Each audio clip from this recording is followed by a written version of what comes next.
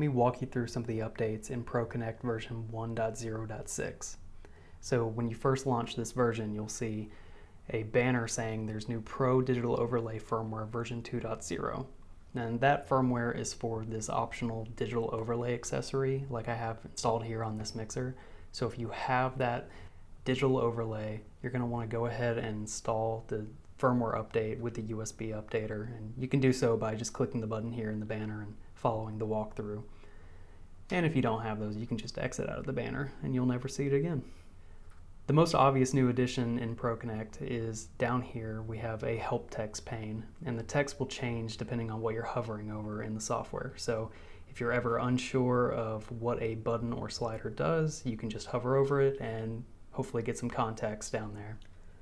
Another addition is these new quick action buttons, and you can do these per mixer, or we even have global quick actions to affect all of your Pro mixers at once.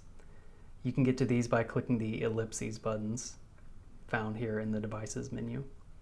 Additionally, you can expand all of your mixers to see those or collapse them using this button here. Now, we also added the ability to mute and unmute mixers, and when you do this, you'll actually see that it changes your master volume to 0 to be muted, and when you unmute, master volume goes back to where it was pre-mute.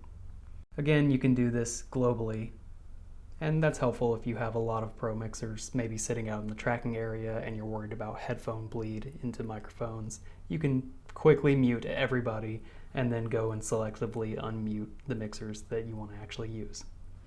You also have the ability to send text messages to any mixer equipped with a Pro Digital Overlay. You can see it flashes the text there, and that'll time out, or you can just wiggle a knob and get rid of that message.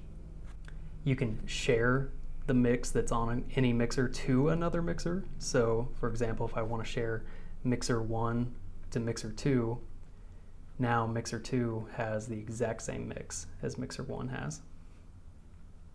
You can identify mixers with this button here, and you'll see that causes the mixer to flash, and this is especially helpful if you don't have the Pro Digital Overlay with a name. So you can relate what you're looking at in software with the actual mixer. And you click it again, it'll stop the blinking.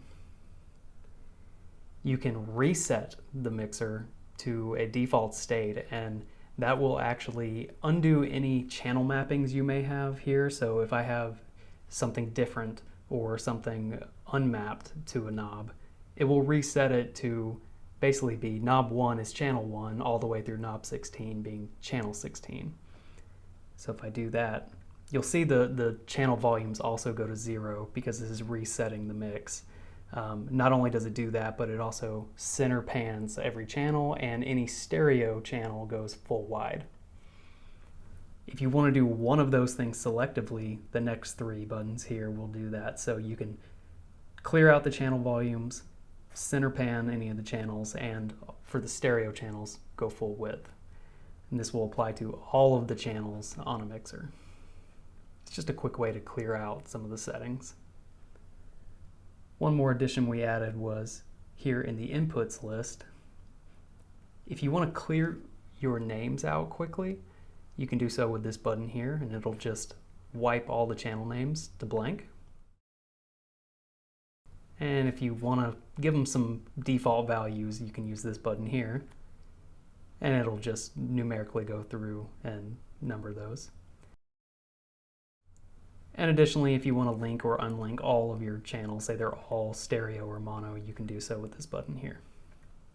If you're ever interested in what is new in the app, you can navigate to the Updates app and then view release notes. And you can see what previous versions had as well. Thanks for checking it out.